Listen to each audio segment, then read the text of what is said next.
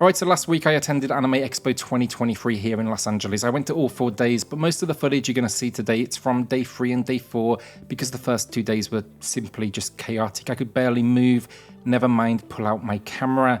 Now in this video, I'll give you a tour of the event floor, showcasing the studios I met with, such as think Inti, Arc System Works, Bandai Namco, NIS America, and then we'll also explore some amazing cosplay, take a look as well at the various shopping opportunities. Trust me, there was a ton of them. I ended up spending nearly $1,000 at the event, so I'll be pausing the video halfway through to just kind of share the items I did pick up. But first, let's dive right into the event. But just as a quick warning, I wanted to give you a heads up. This video has no script, just kind of, I guess, speaking spontaneously. But if you do enjoy it, consider subscribing. It helps out the channel a huge amount. Alright, so we'll start with the Sega Atlus booth. This was by far one of the most popular at the event, in my opinion. From the beginning of day 1 to the very end of day 4, this thing was constantly packed. It was essentially just a big store in the middle, and then there was like 5 or 6 booths around the edge. I'll take you through all of that. But the store, it was basically Persona merch, they had SMT merch, and then they had a ton of Yakuza merch as well. I'm a big fan of pretty much all of these games, so I wanted to spend as much cash as possible here. Unfortunately, a lot of stuff did sell out of this booth very quickly though. Probably halfway through day 1, near, like, I guess all of the popular items were sold out, or at least starting to sell out.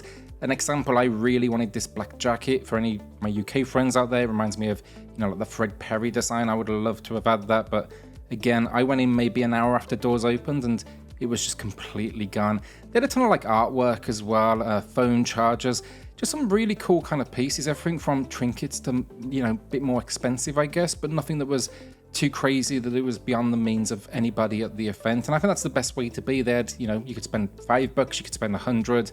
So it was definitely a good range of the different items in there. Now, when it came to the games on the edge, they had a lot of photo opportunities. This is the Persona 5 Tactica booth. Obviously, they had a big new trailer launched at the event. I did go to the show for that as well. It was an interview with the cast or the voice actors. Now, part of this photo booth was basically holding that sign, triple threat, as you do see there. I don't really get these photo booths because you basically stand there and block the entire artwork, as you're going to see right now. That's me taking my photo. But yeah, you kind of want to get the artwork as well as you in there, and that was kind of a theme with Sega's booth in general. All of this SMT booth was exactly the same. Everybody ended up leaning just as close to the statue as possible because you want that text in the image. So not the best design, honestly. If you're kind of looking at it from that way, I would suggest they maybe rethink how they're doing it, but it was still cool to kind of see these different pieces. Now on the other side, it was a bit more interesting. They had all of the games here. The first one was Hatsune Miku Colorful Stage. I can't say I've ever played this. I presume from the setup they have here, it's an iOS Android game. You can see the tablets. Big fan of rhythm games though, and this was a really popular stage near constantly. Samba de Amigo for the Switch, unfortunately, was a bit quieter, which was, you know, I think this is a classic, so it's kind of disappointing to see, but the people that did play it, they seem to be having a blast. I got about 20 minutes hands-on with it. I loved every moment of it. I had some, I guess, reception issues with the Joy-Con at times, but that could be, you know, the environment you're in. There's like 4 different users all around you. The final one was this Sega booth. Then it was pretty simple idea, as you can see. Choose a background that you do want. I personally went with Yakuza because, as I said, big fan of the game. Like a Dragon is one of my, I guess, favorite games recently, so definitely cool to see, and it's great to see that series getting so much love now. And then from here, we had the event as well. As I said, unfortunately with that, it was with the voice acting cast, and there was a new trailer, but there was no video or audio allowed, so that was pretty much all I could get. Alright, so we're going to be moving on to the next booth then, which is Inti Creates, and on the way there, I did see this Sonic statue. This thing's really cool. It's sizable. It costs like $250, but honestly, that's reasonable when you factor in a lot of these cost north for $1,000. And this thing has AR technology built in. Yes, it's a novelty. I doubt you're going to be holding up an iPad or an iPhone to watch it every day, but still kind of a cool little feature. Inti Creates, then their booth was smaller, but they did a really good job of packing in a ton of stuff. Honestly, they had some probably more games than many out there did at the event, and many of these you will know. Gal Guardians, we reviewed here on the channel. They had Gunvolt 3, also reviewed here on the channel. Gal Gun, I think it was returned. But the main new game they did have on show was Yohane, and I don't know the anime it's based on, but I did get hands-on with this for about 15-20 minutes, and it seems really fun. It's like an action platformer. You can control these different spirits and use them as weapons, and it seems your character has no kind of attacks directly, I guess. She just calls in support constantly. The store then here was also very cool, tons of merch. I actually wish I'd picked something up here. Now I didn't end up spending any cash, but they had loads of import games, local releases and a ton of merch as well. And alongside this, just quickly, there was a Pokemon Atsuko fashion collaboration, I guess they're calling it. And yeah, it's kind of cool. It's not honestly my style, so I didn't pick anything up, but it was another popular one this weekend. They were introducing new kind of pieces every single day of the event to make sure people kept coming back. I thought that was a cool touch. Arc System Works then was, I spent a ton of money here. There was no games at all. It was literally just a merch store, but they focused on Guilty Gear. They had vinyl soundtracks. It pretty much was everything I wanted, and it was actually my first stop when I arrived at the event, so do watch out for that when it comes to the pickups at the midway point of this video. Now we're going to be making our way down to Bandai Namco, but on the way we did see a few things. The first, Slam Dunk, is an upcoming anime that's getting rave reviews. They premiered it at the event, but I couldn't check it out, unfortunately. I will be watching it at the end of this month. And then there was this room as well for Dragon Ball. A lot of the teams were doing this. Basically what they were was you had to sign up for some sort of social media to get access. And it was nothing more than a few statues, but definitely fun. And you can jump in and then if you really want to unfollow them on the way out, that's what I was doing for, not this one in particular, but a few of the ones I did check out. Then Bandai Namco, as I said on this, by far one of the biggest booths at the event. They were promoting Naruto Storm Connections or Ultimate Ninja Storm Connections. And this thing just had everything you can imagine. If you're a fan of Naruto, you would have absolutely just adored this. They had the massive statue, as you can see here. And then they did have an opportunity to get hands-on. I spent about, I'd say 20 to 30 minutes with the game, and I will be posting full coverage here with a dedicated video later this week. Transparently, the only gameplay they did have was from the PlayStation 5, but obviously the features are going to be the same. It's got a massive roster. A big thing so far that I do want to introduce though is they've got two control schemes. They've got a simple and also complex, which would be, I guess, the original. So now it should be accessible for absolutely everyone out there. I think that's a very cool feature, and hopefully it's going to continue to bring in bigger and bigger audiences for the series, because every entry they do with this series, it goes from just strength to strength in my opinion. So I'm excited to see what this fall release has in store. Then of course for Naruto merch and a whole lot of it, think action figures, statues, clothing. Just if you could put Naruto on it, they were absolutely doing it and selling it. And if you were a fan of Naruto, you would not have been disappointed. It was kind of a common theme throughout the entire event, honestly. One Piece and Naruto were near consistently there. Then NIS America, this was my favorite booth for the entire event. I just think they went above and beyond here. They had a ton of games on offer, tons of merch, lots of upcoming releases as well for people to check out. Some of the notable ones I did pay a visit to were The Legend of Naruto. I'm going to have a dedicated video to that game later in the week. Rhapsody 1 and 2 is an upcoming RPG, a re-release. Monochrome Mobius, I didn't play that one because it's PlayStation only, so I figured let's focus on the Switch content. CryMachina, however, is going to be releasing later this year. I got hands-on with the PS5 build. Game seems awesome. It kind of reminds me a little bit of Nier in ways, but I will have a dedicated video to that later in the week as well. The store then, tons of merch here. Everything from plushies were kind of a common theme at the event, but I think they did it the best here in my opinion. Lots of just kind of smaller things as well you don't think of, glasses, puzzles, t-shirts, just really cool fun little bits. This then here is the HP Omen stage, and it was decent. Basically the idea was you'd scan in and you create your own anime story. You can see the ramen room here, which I thought was super impressive. I'd love that in my house. But overall, people were having fun with it. I didn't really get to get involved too much. I was mainly there to film the environment, but yeah, it was different, I guess, if anything. Then just a few quick mentions, but Sword Art Online, Last Recollection. This was an extremely popular booth throughout the event. Queues were pretty much non-stop. A lot of people seem to be really excited for this one, and the footage I was seeing from a distance looks really impressive, so I'm kind of excited to check it out myself. Good to see them continuing the Sword Art Online releases. This one's a unique one then. I can't remember the name off the top of my head. It is something Outbreak, I believe, but it's basically an iOS, Android, and PC game, it seems. Kind of third-person shooter, sci-fi, and maybe the booth's just selling me. I don't normally go for like iOS games, but it seems really cool, and I'll put the full name in the pinned comment down below. Probably my favorite game that I played all weekend though has to be Fate Samurai Remnant. Now this just got announced over the weekend. It is coming to the Switch. I got about 15 minutes hands-on time with the game. I played one of the side missions. This will be another dedicated video here on the channel. It seems very cool. There's no footage available, unfortunately, for that video, so it will be kind of like cropped in video like this, but hopefully it'll give you a good picture of what to expect. And then World of Studio Ghibli. Spent an absolute fortune here on different trinkets and different pieces. I love anything that comes from Studio Ghibli, so I was all about this. I've got everything from plushies to clothing, and I'll show you that just in a few seconds. First of all, though, let's take a quick visit to the beer garden. And I mean, what can I say, really? They sold beer, they sold food. People were trying to cash in on some anime inclusions. As you can see here, the Anime Expo edition food, which is no different to normal food. They just mark it up by about double or triple the cost. But I did think they did a good job of this area. They had like live music, some shade, because it was an extremely hot weekend here in LA. But yeah, the music was very cool. The food was good. The drinks were even better, honestly. I'd say the talent on stage kind of ranged from average to very good. So yeah, it wasn't bad at all, considering, from what I understood, at least, they're smaller artists, kind of unsigned artists. All right, so that's where I'm going to pause for now. In the next part of the video, I'm going to be showing you all of the items I did pick up. As I said, I spent nearly $1,000.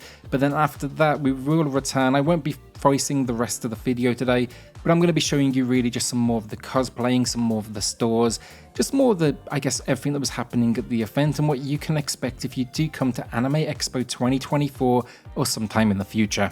So I just quickly wanted to run you all through what I picked up at Anime Expo 2023 this year. Now the mic quality is going to be a little bit different. I can't get the microphone from my camera all the way across to me, so we're using whatever's built into this camera, but we'll cut this pretty aggressively anyway. But let's run through everything I picked up quickly and then we'll return back to the footage of the event. So first, on the plushie front, we grabbed this one from World of Studio Ghibli, Trails from Zero.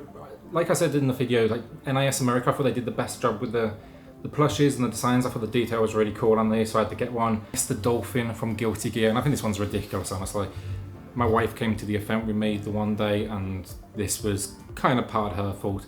But basically, $50 for this guy is not the biggest of things, as you can see, but very cool game still, so definitely worth a look. My neighbours are probably looking through me the window thinking, how's this guy doing with a fluffy dolphin? G Fuel did have a stand there as well. I grabbed one thing from them very quickly, but I just thought this was a really cool mug of theirs that they had on offer. But I got Mega Man over here, big fan of Mega Man. And then they also had an event exclusive one, Kirby, and this is a full world set. I think these were about $25 for this one, and maybe like $10 for this one, but I thought it was pretty cool, a little bit different. From Studio Ghibli then, I got these different paper theatre boards, so there's one there. So these are actually, I thought they came complete and built, but it turns out you have to make them yourself. So these, they have a good chance of staying in their boxes forever at this point. And then I got the final one here. Didn't pay for this, but they did have a stand that turned you into an anime character. Supposedly that's me. I do not see it myself personally, but there you go. A Yakuza towel. I don't know who this towel is for, it's like the world's smallest towel, so. But either way, it costs like $35, but I thought it was pretty cool. You don't often see stuff like this, so I picked it up. Also on the Sega stand then, I grabbed a Yakuza pin badge, which I thought could be pretty nice for my jacket. This came free because I spent over $100. It's a Shimigami Tensei bum bag or fanny pack, depending on where you're from. Never going to use that in my life. I had a Persona 3 portable charger. I like this so much I actually picked up 2 of these. I also got a Yakuza standee, if you can see that. I don't know if it's going to focus. And then I got 2 notebooks as well. These are actually for Velvet Room. I thought these were very cool. I mean, not a lot to add really. There's pages in it and you write in it. As you can see, I like kind of black and plain. I'm not like too outgoing with that sort of stuff. So it's just plain on the back, but then on the front then it does have just a tiny little breast logo. I thought it was cool because it's Persona, but like if you know Persona, you might recognize it. If you don't know Persona, it could just be anything basically. He says he doesn't like all that prints, and I pull up this. I got this one from Golden Ant. This is Astro Boy. I thought this is very cool. Don't know if you can see the print too well on that, but also from Studio Ghibli, I got this guy. Is the Robot Soldier. I thought he was kind of cool and different, if you can see that. Sai, definitely pronouncing that wrong, but they basically had like car themed t-shirts, that's the front. And then you've got the back, the 7-Eleven edition. This is from M-Rage, this jacket. And on the back, it goes a little bit kind of crazy. Now this is by far the dumbest thing I brought.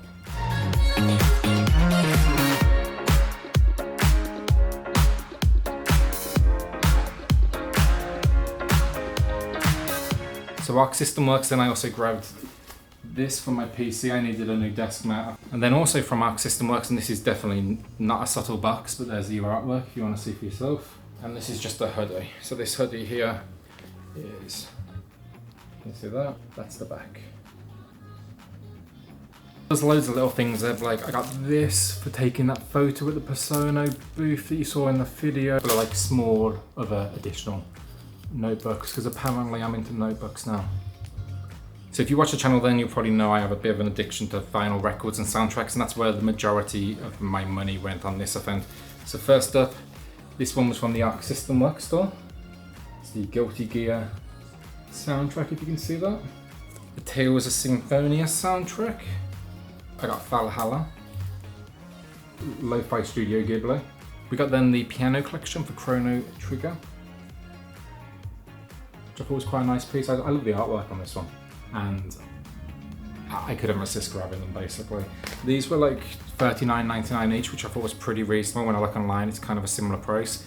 And then I don't have to like worry about shipping or them getting damaged, even though one of these got damaged on the way back. So for the rest of the video, then I'm going to be taking you through the rest of the event now. So most of this is going to be kind of like shopping, cosplay, just other things, little bits I didn't know where to put them in the video. But you're going to see some more game footage throughout, some different companies that you may recognize. So if you have any questions, let me know in the pinned comment below. And if you did enjoy the video, remember to subscribe. It is really appreciated. It helps this channel a huge amount.